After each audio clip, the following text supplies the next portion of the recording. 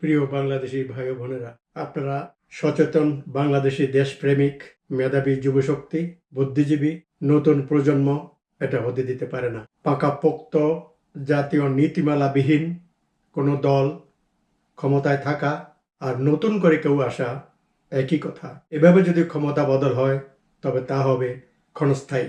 হাসিনা এবং কাউকে শান্তি দিবে না। আমাদের জুলাই 2024-এর শহীদদের স্বপ্ন ও ত্যাগ ভেস্তে যাবে। দক্ষতা ও মেধার ভিত্তিতে সকলকে মূল্যায়ন করতে হবে। আজ যেসব যুব ছাত্র সমাজ জীবনের ঝুঁকি নিয়ে সম্মুখ সারিতে থেকে জাতির শত্রু হাসিনা লীগ এবং ভারতীয় আগ্রাসন বিরোধী লড়াই লিপ্ত, তারাই হলেন দেশের একমাত্র আশা ভরসা এবং দেশপ্রেমিক জাতীয় সরকারের উত্তরাধিকারী। আজ এখনই সময় এসেছে দেশের প্রতিটি শহরে, উপজেলায়, জেলায়, বিভাগে, প্রত্যেক ঘরে ঘরে, পাড়ায়, মহল্লায়, গ্রামে গঞ্জে সংঘবদ্ধ হয়ে আওয়াজ তুলতে হবে এবং দেশ ও জাতির শত্রুদের চিহ্নিত করে তাদেরকে পরাস্ত করে নিষ্ক্রিয় করে বিচারের আওতায় আনতে হবে। যারা আদা, রসুন, কাঁচামরিচ, ধনিয়া পাতা, আলু, টমেটো সহ সকল নিত্য প্রয়োজনীয় দ্রব্যাদি সীমানা খুলে আমাদের সকল জাতীয় আয় এবং বৈদেশিক ঋণ নিয়ে আমাদের প্রিয় সবুজ সোনার বাংলাকে পরাধীন করে আমদানি নির্ভর ভারতের তল্পিবাহক দেশে পরিণত করে দিচ্ছিল, এখনই তাদেরকে চির বিদায় করতে হবে। জাতীয় মুক্তি আন্দোলনের মূল উদ্দেশ্য সাধারণ মানুষের মধ্যে ছড়িয়ে দিতে হবে। সর্বস্তরে ঐক্যবদ্ধ প্রতিরোধ আন্দোলন ছাড়া আক্রান্ত ও বিপদগ্রস্ত আমাদের প্রাণপ্রিয় দেশ ও জাতিকে মুক্ত করা সম্ভব নয়। তাই সবাই এক হয়ে ভারতের পাচাটা কুকুর এবং আগ্রাসন থেকে দেশ ও জাতিকে মুক্ত করতে হবে। প্রতিটি ঘরে ঘরে প্রতিক্রিয়াশীলদের বিরুদ্ধে প্রতিরোধ যুদ্ধ ছড়িয়ে দিতে হবে। প্রিয় বাংলাদেশি ভাই বোনেরা, আপনারা জানেন যে পার্বত্য চট্টগ্রামের ব্যাংক ডাকাতি, 17 ঘন্টায় 3 শাখায় হামলা, ছিনতাই, বাংলাদেশের সীমানা, বনাঞ্চল, বঙ্গোপসাগর সম্পূর্ণ অরক্ষিত।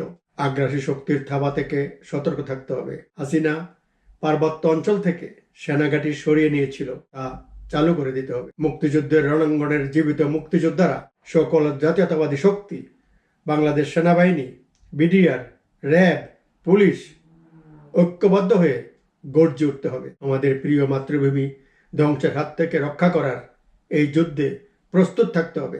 যদি বাংলাদেশে পরিবারতন্ত্র না থাকতো তাহলে গণতন্ত্রের কবর হতো না।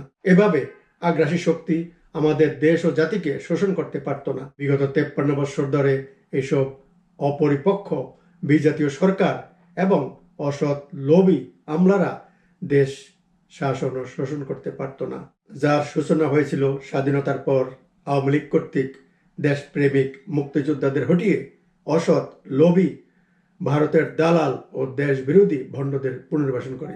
প্রিয় বাংলাদেশি ভাই ও বোনেরা, প্রতি মুহূর্তে সকল ক্ষেত্রে নেতৃত্ব দানকারী দায়িত্বপ্রাপ্ত ব্যক্তিগণ সাধারণ জনগণকে তাদের দেশপ্রেম এবং দেশের প্রতি তাদের কর্তব্য এবং প্রাপ্য সম্পর্কে আগ্রাসী শক্তির বিরুদ্ধে সর্বক্ষণ সজাগ থাকার শিক্ষা দিতে হবে। সকল ক্ষেত্রে মৃত্যুবয়ী হইত হাসিনার মতো সকল সম্পদ হাতিয়ে নিয়ে লোক দেখানোর বিশাল আর কোনো নির্মাণ এখন করা উচিত হবে না।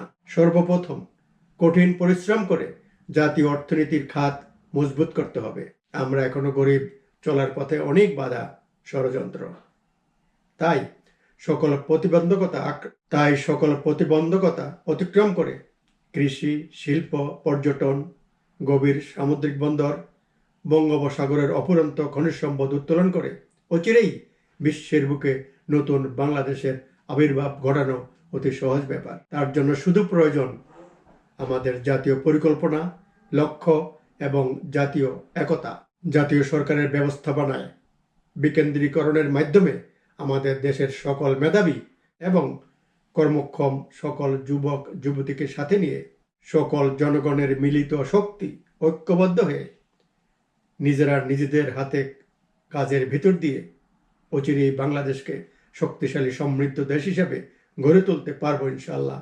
সরকারি, আধা সরকারি যত ধরনের অর্থ উপার্জনকারী প্রতিষ্ঠান আছে সেখানে নিয়োজিত কর্মকর্তা, কর্মচারী এবং শ্রমিকদের ন্যায্য পাওনা এবং তাদের ভবিষ্যতের জন্য সঞ্চয় নিশ্চিত করে বন্টন নীতি প্রবর্তন করতে হবে এবং প্রতিটি প্রতিষ্ঠানকে স্বয়ংসম্পূর্ণ এবং আত্মনির্ভরশীল করে গড়ে তুলতে হবে। উদাহরণস্বরূপ, বাংলাদেশ রেলওয়ে তার আয় থেকে জনবলের বেতন ভাতা এবং রেলের রক্ষণাবেক্ষণ এবং তাদের ভবিষ্যৎ সঞ্চয়ের জন্য লভ্যাংশের এক অংশ নির্ধারণ করে বাকি অংশ সরকারের কোষাগারে জমা হবে।